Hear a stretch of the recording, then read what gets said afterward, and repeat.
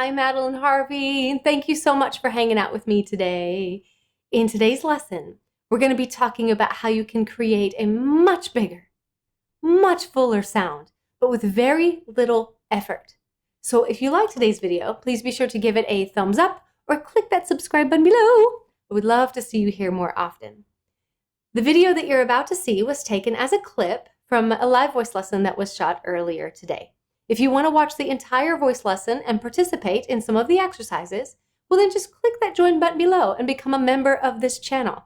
As a member, you'll have exclusive access to all of our lives that we do every Monday and Thursday at 12 p.m. Central Standard Time. So just click that join button below. It's only $4.99 a month, and your membership helps to support our channel. That way we can continue delivering awesome content for you.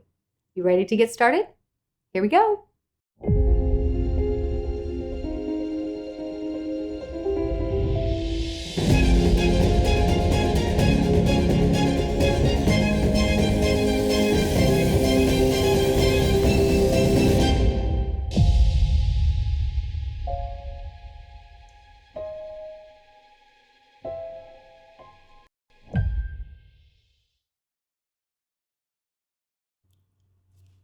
Hi guys! Happy day! Thank you so much for joining me today. I can't wait to talk about this. I love this topic. We're going to dive into what you can do. What are some simple coordinations that you can do to make your voice sound bigger and fuller? So, there's so much to talk about today. There are five sensations. That's how I want you to look at these, as like 5 sensations that we're going to dive into. They're all going to be layered so that our practice can be like accumulative, meaning the overall strength of your sound is an instant manifestation of these 5 things coming together and just manifesting your sound. So the best way for us to understand these is to break them down and then add them to each other to see if we can do one of these things. Can we feel multiple sensations at once? So if you're a new member here, I'm so glad that you're here. We're going to be doing these live voice lessons every Monday and Thursday at 12 p.m. Central Standard Time. I hope to see you there. And if you have any questions, want me to get into any particular live voice lessons about what you're interested in your voice, be sure to leave those questions in the comments or in the chat as a part of this live today. I can't wait. Can't wait to hear what you're interested in. Can't wait to help you with your vocal journey. Okay. So let's get into this. So we've got 5 sensations. What do you think some of them are? Like when you go to generate more oomph, more bigness, more fullness in your voice, do you find yourself leaning towards a coordination specifically? How would you go to create more with the voice? Don't be shy. Let me know. Let me know what you think. Before I get into it. Hey, Essie, air compression in the body. Yes, that's definitely one of them. We've got to be able to support our voices. Yeah, Layla, Aurora, breathe. Absolutely. Yes, we're wind acoustic instruments. We can do nothing without breath. Our objective today is to see how much breath is enough. Is it too much or too little? So we're going to get into that kind of Goldilocks place with the voice. Anybody else want to contribute anything else? What do you think? Yeah? Okay. So I'm just going to dive right into the very first one. When we think about being intentional with your voice, we have to start. Jack, you're on it. You're on it. I'll get to yours in just a second. We have to start with something that feels familiar. And the big thing I want you to think today is I want you to think speak, but don't sing. I just want to see if we can separate those 2 sensations in our bodies. My favorite metaphor to say is like separate the salt from the sugar. They may look like very similar things, but we want to separate them so that we can develop that sense of discernment. So today, when we're talking about generating more fullness with the voice, being bigger, more intentional with the voice, We're going to start with our speech. So that's number one. That's number one.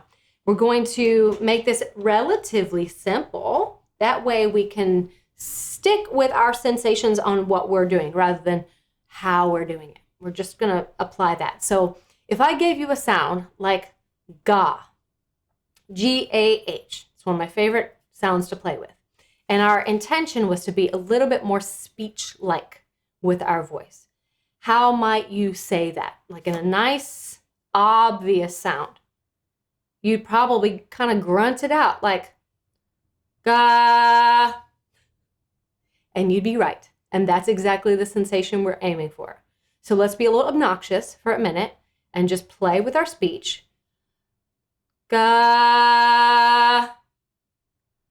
Ga. Feel how that feels like talking. Ga. And not like singing. Ga. Ga. Sometimes when we think about singing, we get too involved in quality. We get too involved, and that can cause the body to get a little confused or to be more about the sound rather than the sensation. But speech, we're all pretty good at it. We do it all the live long day. So let's keep going. Ga. Yeah, be very obnoxious about this. Ga. I really like that note there. Ga.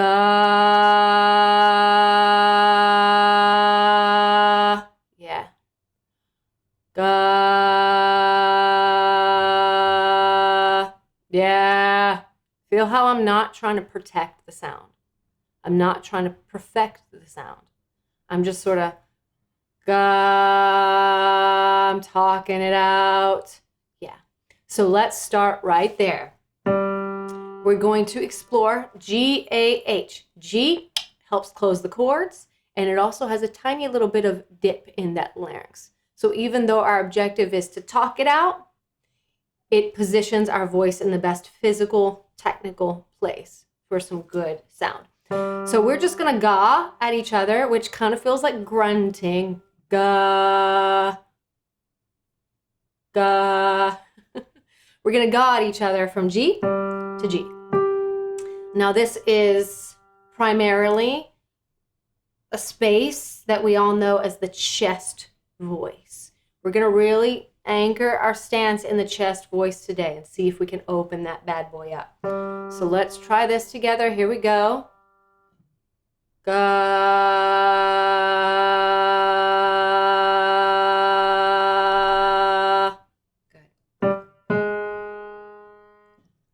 Good. Ga.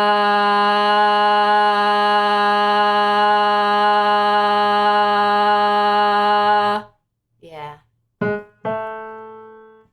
Ga.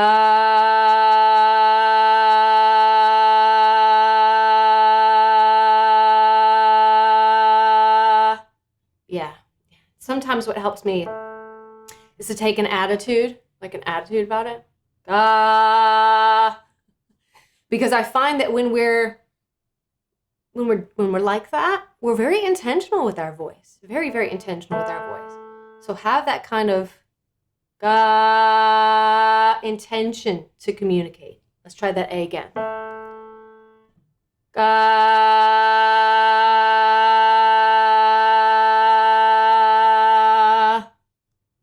Good.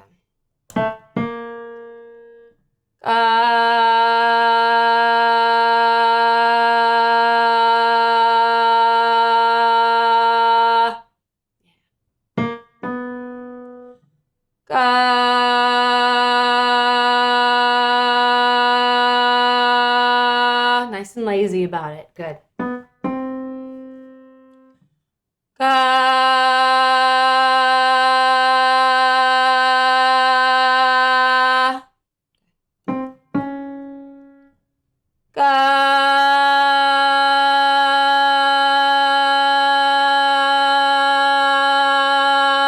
Still being kind of lazy about it. We're kind of in the middle.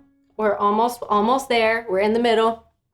And we do not want to push. Stay connected to lazy speech. Lazy speech.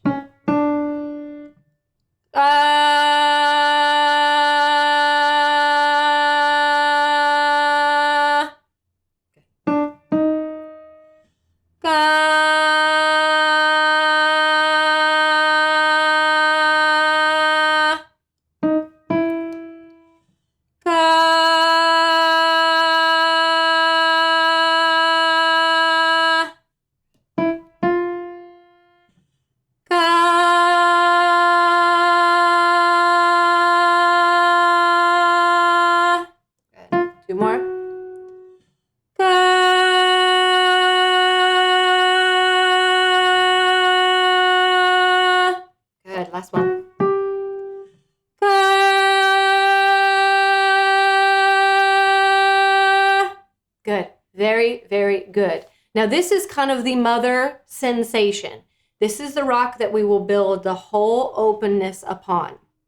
And it's really important that we are able to feel what that intentionality feels like. The voice is built along sensations. Always, always built along sensations. So now that we have a sensation of speech, let's add our second coordination. And Jack, you called it out. Open the throat. Open the throat. So we've got that speech sensation, and we're going to carry the openness of the throat into the same sound. So with this, we're just going to exaggerate a slight openness of the throat. Now, the reason we did not do this to start with, and it was something that Essie said. She said, we need to ride that breath wave so the diaphragm and the breath does the work. Yes, that's it. So we've got to be able to establish that cord closure and that slight air pressure. All we got to think about is that it feels like we're talking. Once we've done that, we've established a flow. Now we can open the throat. If we open the throat first, we might just fall in love with how big the voice gets immediately, and we actually might start pushing. So our second coordination is open that throat. So same thing, take your fingers, place them right here on your larynx. Be very, very experimental and easy about it. If you want to be like, ga, like what we were playing before, I find that's really helpful. Take the sensation and give a slight yawn. Good. And just feel how you don't need to open the mouth. You don't need to open the mouth a lot. It's just nice, gentle stretch of the throat. Yeah, you set up that vocal tract and you stabilize that vocal tract. So let's see if as we ga, we can keep that throat open. So here we go. Nice little yawn. Open. Ga.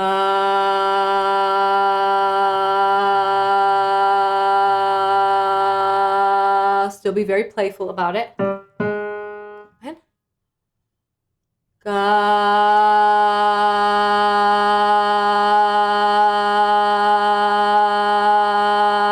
Good. Open. Ga.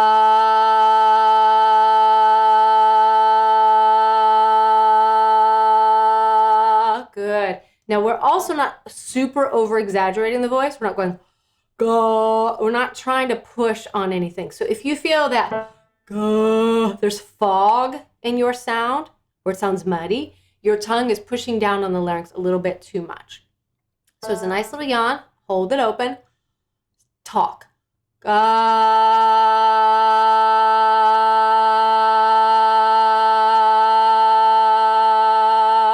Yeah. Now let's just compare the two. First one. Ga. That's with the relaxed throat. Now I'm going to add the open throat. Ga.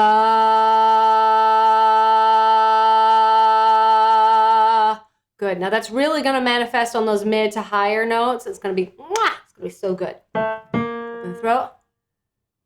Ga.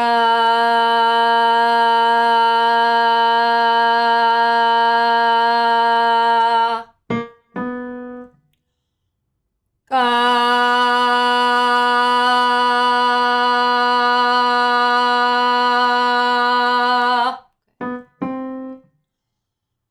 Ga.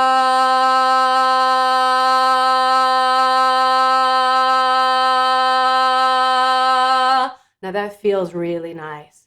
Compare it there. Ga. Neutral throat. Still sounds great. Open. Ga. A little bit bigger. A little bit bigger. Good. Open. A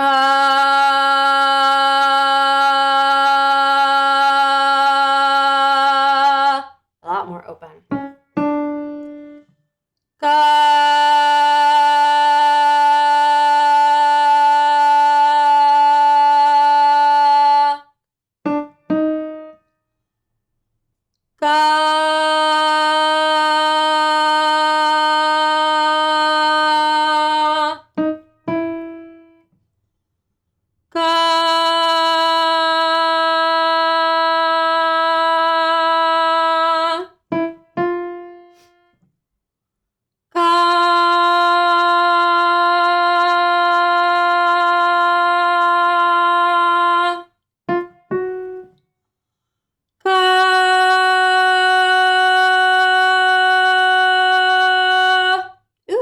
sit on that one. So compare right there, that F sharp. Without it, ga. With it, ga.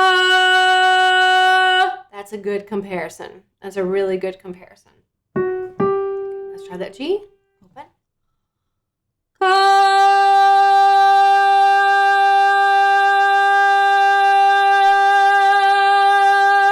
I love it. I love it. Good. Now this is all about separating sensations. Separating them so that you can activate them. Get a very clear understanding. How simple is this? Well, first one, I just want to talk. Second one, I'm going to talk and open my throat. See how you're negotiating. You're doing two things at once. Now, this is why we're not going higher than G. I don't want you to have to worry about negotiating with any sort of overt mixture, even though mixing is already happening. I don't want you to worry about it right now. I want to lay out that foundation for what a strong support system feels like. And then we can talk about blending a little bit later, okay? So now that we've got our first two, one is let it feel like an extension of speech, ga. Second one is open the throat. Let's move on to our third sensation.